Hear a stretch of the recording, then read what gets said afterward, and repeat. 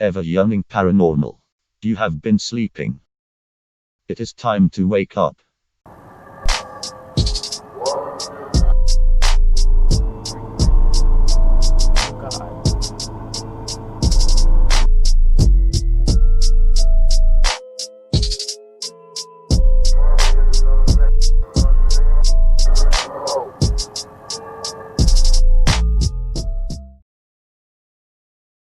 Can you tell us about what happened?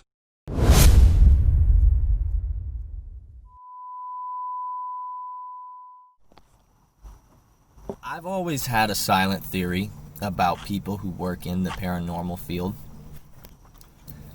There are people out there like me who strive not to be bound by indoctrination, just try to make sense of the world around us.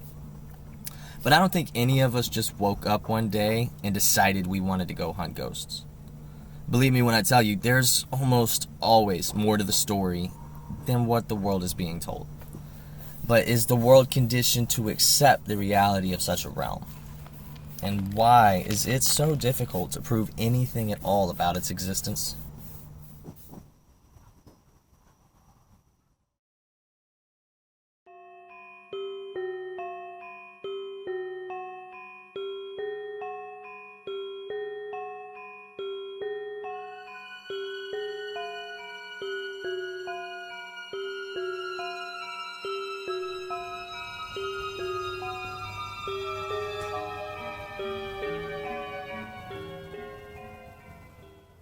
I am the creator and owner of Ever Yearning TV and the show Ever Yearning Paranormal.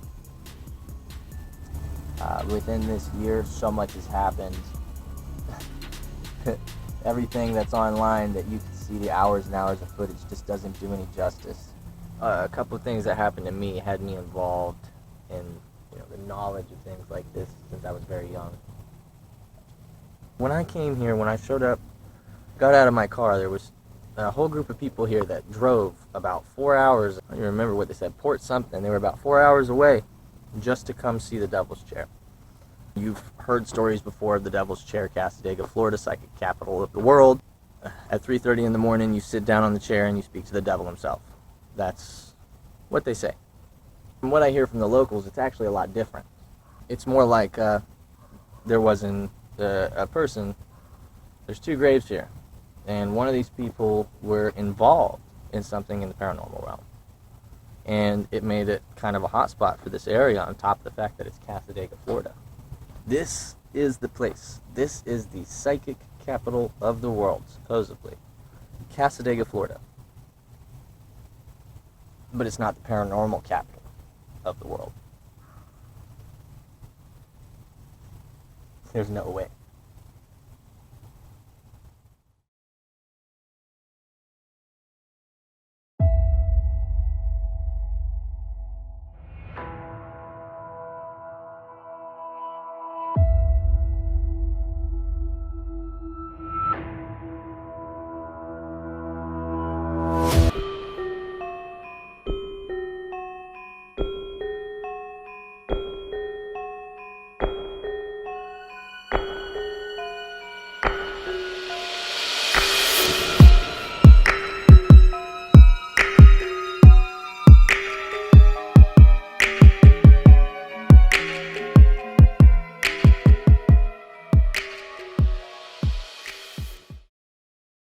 Supernatural.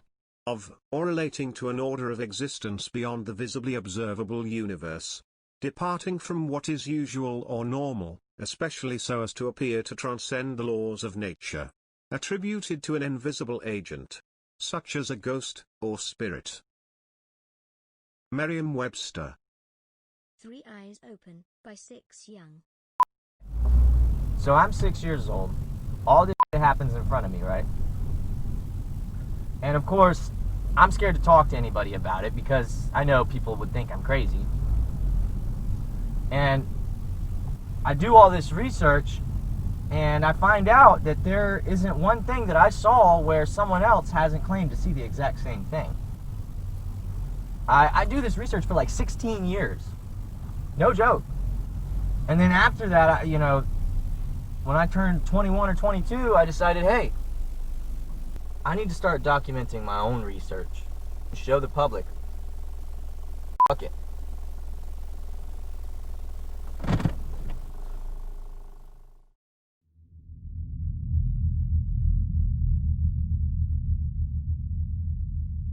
I thought he dropped money, but he didn't.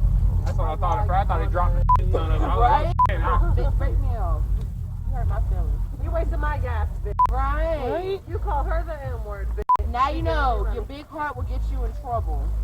And peanut butter. Fuck you. That's So, right. Maybe it was attached. a warm welcome from Osteen. We don't really like racist people very much. That's true. I don't. Oh, it's my turn now? Yes. Oh, we're rolling? We're rolling.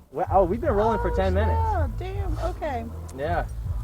My first reaction was pretty much like, hey, you know, I hope he's safe with this, and very intrigued and interested, and I know it's out there, and if anyone's going to have it, you know, he's going to get it.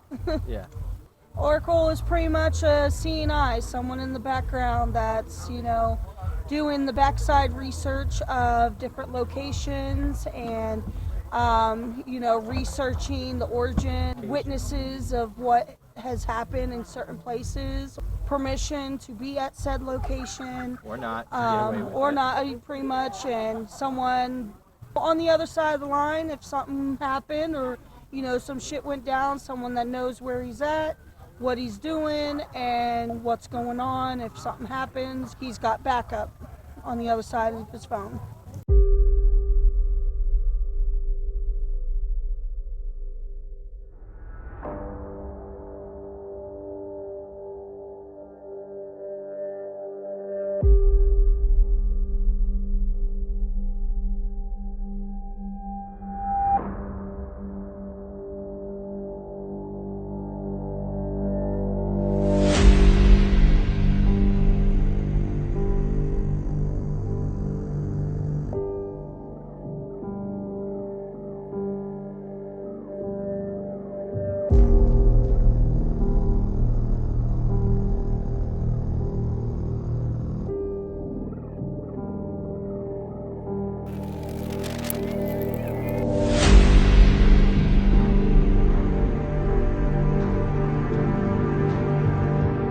Break those bitches out. Let's go ahead and unbox them.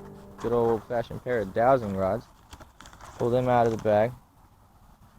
And I'll take the box. I'm gonna keep them in the box because it'll keep them straight, you know. Pick him up. Yeah. So I'm reluctant of dowsing rods because it's one of those things where you can easily fake it if you use. We talking either in Egypt. You pull up my leave it to pieces. Either in Egypt. We talking either in Egypt. You pull up. How me and Adrian met each other, I was like kind of searching to be a rapper at the time. He came in as kind of like a person that showed me the ropes of how to do it and everything. From then on, we kind of hung out a lot and eventually got real close. If you listen to his raps, he was always like spiritual, and he would talk about it, and I knew all the things that he had went through paranormal wise and everything, and he had always been poking around with it, always been like, you know, investigating it basically before he became the hunter he is today. And he got ballsy one day and said, you know what, why don't we just start doing it ourselves? And he got the equipment, got it all together, and I've been tagging along ever since. And I remember when he showed up to my house with the equipment, the camera, the freaking spirit box. He was like, yeah, man, we're going to go do this. We're going to go talk to ghosts like tonight. And I was like, what?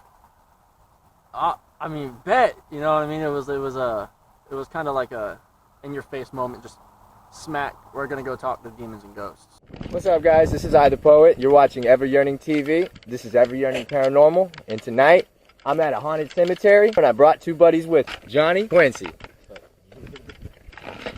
Let's get it. Happy nightmares. When he first took us on our first investigation, you're always skeptic of the equipment, if it's going to work or not. You never know. And when we got there, you know, it was activity off the bat. you know, we were talking, like not just, you know, hearing things through the radio, oh, music or whatever. No, like they were actually communicating and responding in intelligent responses. So for the first time doing it, it was actually it was like a blood rush. It was like a thrill. It was like we really did that. Like we really communicated with the other side, and it's pretty impressive. Yeah. Call me crazy or whatever you want to do, but I personally don't know what the hell it is. But I was on the phone with my little brother, and basically I heard Johnny through the phone, as if Lance said it or something. Okay, I just heard somebody say my name through the phone while Lance was talking. I heard it too, dog. I heard it. And then, yo, I know he's not around because his voice cracked, dog. Like, he was like, I just... Can they do that too? Do what? I heard like Johnny, like... Yeah, I mean, it can manipulate electricity. Dude, right in the middle of Lance talking, he said, Johnny. Really? Yes. Are you sure it was on that, or was it somebody like... No, it was in the phone. In the phone. What? Right in the middle of him saying something, I heard the name Johnny. That's my name. I heard my name over the phone while I'm talking to my little brother. He couldn't have said it. I didn't say it. What was saying it over the phone? There was nobody else on the line. We had went to Hotel Putnam in D-Land, and while we were there, I kept hearing the responses, the questions they were asking, and it was like whispers in my ears. It was weird. It was really weird, and it kind of made me feel uncomfortable. Made you feel a little crazy. Yeah, it made me feel like I was a little loony, you know, cuckoo for Cocoa Puffs. At first, it bothered me, but as, like, you know, you go on more investigations and stuff like that, and it keeps happening, you kind of get used to it. You're like, all right, well, I'm probably going to hear something. But by this time, I'm used to it. I'm adjusted to it. And all that, the cemetery, the devil's chair and all that, it was probably the most dead spot we had ever been to. In a spot like that, where the devil's chair is and all the hype, it's expected, but we did get in touch with a spirit that claimed to be the devil himself. And, well, you don't know what to believe at that point, you know. It could be a spirit just claiming it. It could be something we just heard over the radio. But Who am I speaking it was with? definitely claiming to be the devil. I am the devil. Yeah, and it's getting to where the channel's starting to drop a video every week. And we've kind of formed a passion for it, if you want to call it that. Things started rolling for us, and then our buddy Gio had hit him up and had brought up a place that had a tunnel underneath it in Orange City. They said every Yearning, they said, brought your hoe. They claimed to be Leviathan and another demonic I don't even presence. remember the other one. I just started feeling negative, down about myself. I just started feeling like I didn't want to be there. I was unwanted. The negativity kind of like followed me and messed with me more and more throughout the time afterwards, and just wasn't a good presence. When I got home, there was a negative feeling, a very negative feeling, and I you know, got really down about myself. So, and I wasn't feeling like that at first at all until after the tunnel house. And I got in touch with Adrian. There's something wrong this time, dude. We need to do something. We need to get it off my back. Some kind of blessing to get rid of this problem. Oh yeah. At first, it felt like it worked. It was like kind of backed off in a sense, like it didn't want to be around it or at the time or something, but we didn't know that it was still around. We didn't think about it because, like I said, I felt better at the time. Remember, he said it came from a room. It came from a room that we went into that we weren't supposed to go into. Right. See, he had told me something about... Very possible. Maybe we went into a room that I wasn't supposed to be in. And they knew something about you. Something. Right. Okay.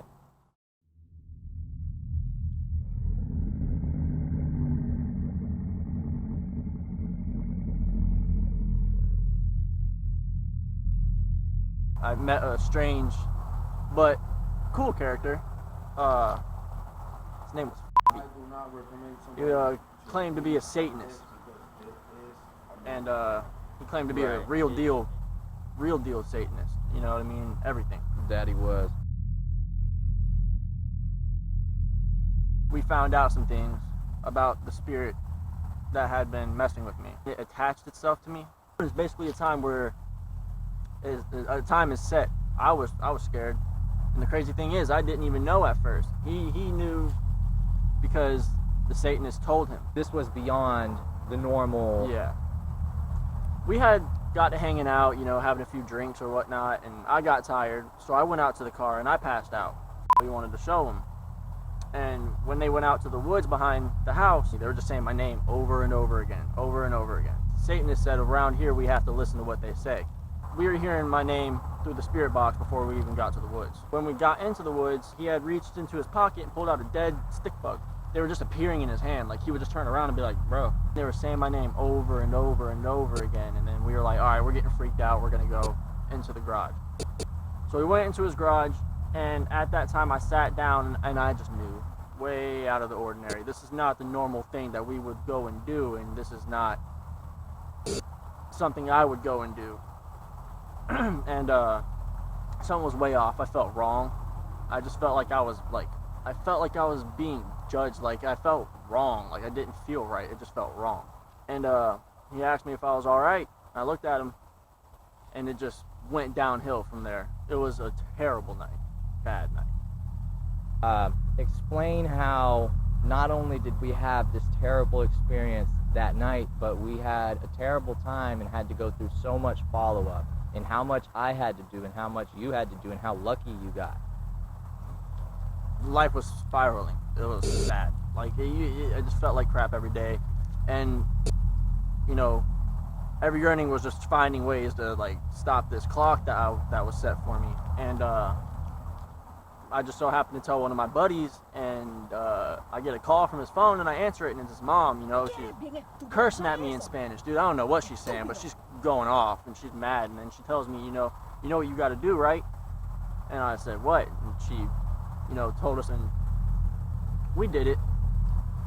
And when we did it, we were both like, let's go. Oh man, we closed the side mirrors. We got to get out of here. We felt the tension, like there was anger in the air. We knew it, and we had to get the hell out of there. When we got off that road, it was like a breath of fresh air. It was like a whole weight was taken off our backs. And we had came to a decision because his equipment got fried. You know, his batteries would drain. You know, the lenses were messed up. We just decided we weren't going to do it for a while. We had to, you know, lay off for a little bit, let the tension cool down, basically. Yeah, recuperate, try to get new equipment. Yeah. We were like, okay, so let's give this another try. You know, maybe we can get something going. Maybe we can work with what we got. It just didn't work. The cameras were just done.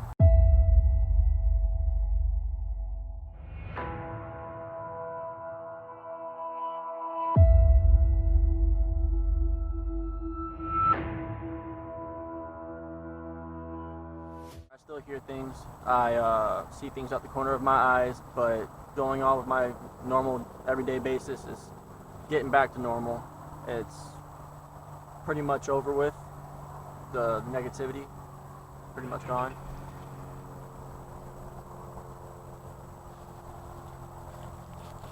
All right.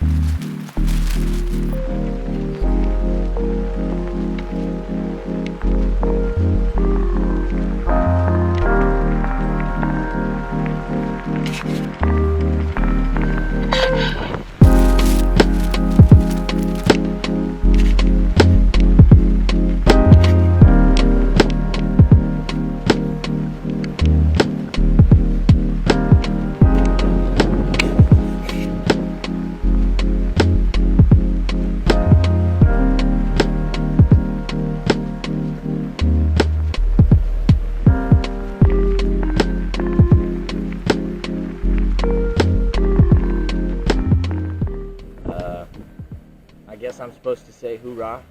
We made it to 2021. managed to upgrade the spirit box. You'll notice now that the backlight is red now. It's because it's not actually the same spirit box. In fact, I don't even need the speaker anymore. It's all internal. New EVP recorder. Only this one's got an external microphone embedded into it. An analog microphone. And it's supposed to be one of the baddest on the market. Laser grid. Got dowsing rods. I'm not a big fan of using them, especially on camera, because I understand how easy they are to fake. So once I come up with a system where I can basically show you guys, like, look, hey, I'm not faking this, then I'll start actually incorporating it into my investigations. I'm very reluctant of dowsing rods. I know they work. I've used them before. I'm actually a plumber myself. I actually bought dowsing rods to find water leaks and water lines in the ground. Anyway, Johnny's doing a lot better. I've been able to clear my head, prepare myself for everything, kind of learn a little bit more about how to make everything a lot better for the viewer, for you and for me, for us both to enjoy watching it, because I have to watch it 40 times before I ever actually press save and then publish it on YouTube. I came in here with the idea of showing proof of what you're supposed to be able to say doesn't exist. Everything's replaced and good to go. And so we will be dropping new investigations soon.